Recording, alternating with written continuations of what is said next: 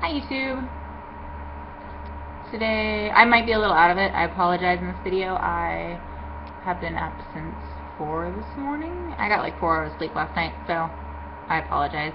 This video is just going to kind of be about myself and things that I like. The next one is going to be a teaching on Japanese language.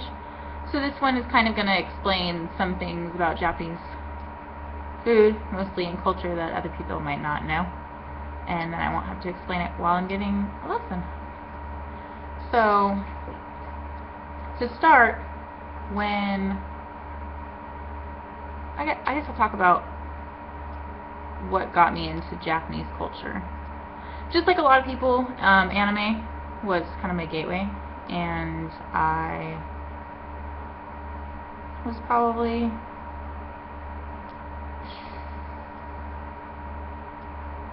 9, 10. Sailor Moon and Dragon Ball were on TV on channel 13. I think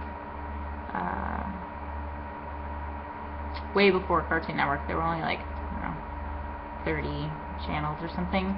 And what was it, Deke? Do you remember the company Deke? I'm showing my age, Deke. So if you remember the company Deke, they were kind of running it and doing the dubs at the time. And that was kind of my gateway into anime, and once I found out that it was through Japanese, I wanted to find other stuff, and there were some kids in my neighborhood that were older, and they were nice. There weren't any kids really my age, so I hung out with them a little bit, me and a girl that were my age, and they watched Street Fighter, and it was all on VHS, and it was subtitled. So I liked comic books too, and I really enjoyed the X-Men cartoon and the Batman cartoon. I did feel like it both paid very good homage to the comic books. So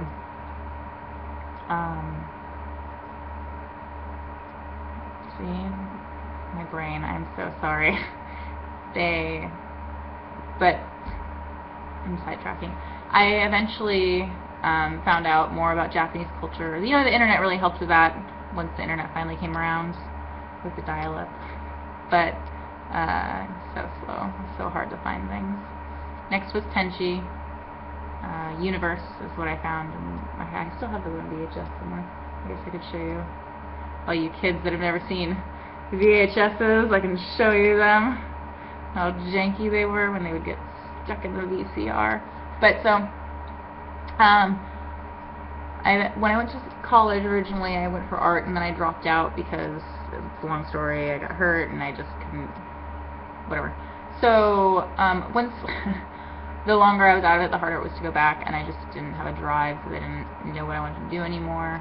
And I ended up at Anime Expo, and I went to the JET program. And if you don't know what the JET program is, it's a really good program where you teach English to Japanese students from grade school through high school, and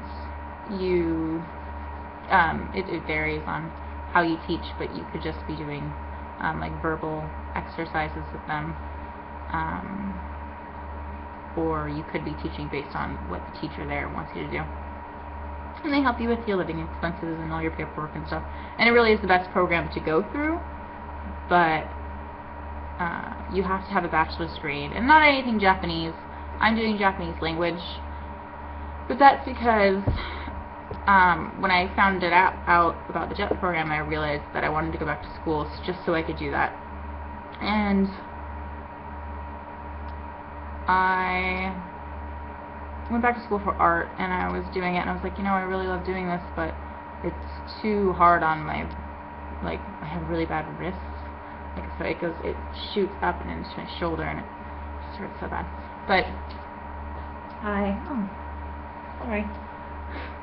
My dog. She's one of them. Right here. Hi. And Scout. She's blind. That's why her eyes are reflecting. She has really bad cataracts. But so I'm a crazy person. I went back to school for Japanese so I can join the JET program when I'm done. And I figured out when I'm done with the JET program, I still want to do stuff with Japan because it's the one thing that I've always been really passionate about and have never gotten bored with. So I was like, I should do culture or language, and I think that I decided that language would be much more lucrative, and I would still love doing it. Culture, it's like, what am I really going to do with that? So I went back to school for that. But 9 years ago, while I wasn't going to school, I was able to go to Japan, and it was the most amazing thing. I'll never forget any of it. It's just, everything's beautiful and people are amazing. Just the food. Oh, that's when I found out about ramen, actually. If you don't know what ramen is, you're going to think of Top Ramen. Don't think of Top Ramen. It's not. It's like comparing McDonald's. You know what? I'll go even lower. It's like comparing Jack in the Box burgers to, some people are going to be annoyed about that. They're awful. To like a $10 burger that's like this big, and I don't mean like $10 Carl's Jr. burger. I mean a real one that's like a steak burger with like on a Hawaiian bun with pepper jack cheese and marinated in Worcestershire sauce for days with green onions. That's actually how I cook mine. I just gave you my recipe. You're welcome. There's a little more to it, but that's how I cook those. Anyhow, so Top Ramen is just like the most ghetto, janky version. I mean, when you're really craving it, it's alright, but so it's just this big bowl of deliciousness, and I had a bowl there from this very nice man, and it was just, well, he ran a little family-run man shop, and it, I can't even express how amazing everything was. Just everybody should see places in the world, and one of the reasons why I want to go to Japan is to visit other places while I'm in Japan, because it's closer, it's a little cheaper to fly. So, ramen. That's right. I'm sorry. So the ramen, there's actually several really good restaurants near me, and I live in California, and I'm about an hour and a half, depending on traffic, from LA, and there's just so many popping up, and it's just so great. And the closest one to me is called Shinsengumi. It's in Fountain Valley. If you know the area, it's in Fountain Valley. But it's still pretty far from me. It's like 40 minutes. But, you know, you can pick like how hard, soft, or medium you want your noodles, how strong you want your broth, how much oil you want in it,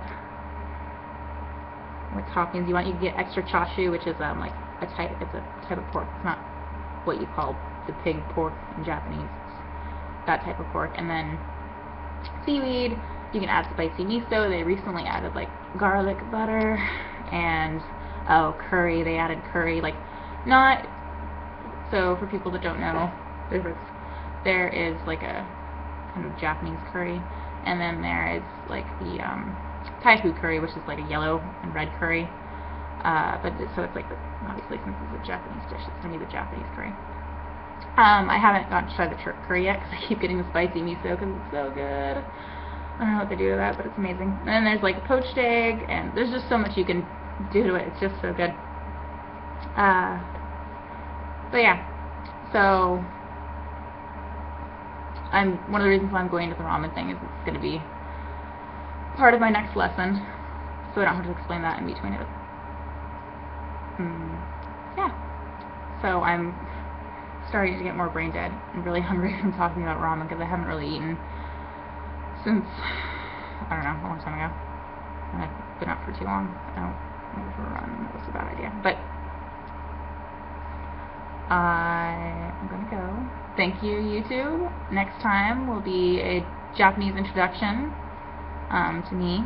I'm gonna show you how to say who you are, what school you're going to, what year you are, how old you are, and then I'm gonna talk about how I like ramen and where I go. And then I'm gonna touch on the connection verbs too, but it's so complicated. Just to touch on like a less than 10-minute video. So that's it. Thanks, YouTube. Signing off.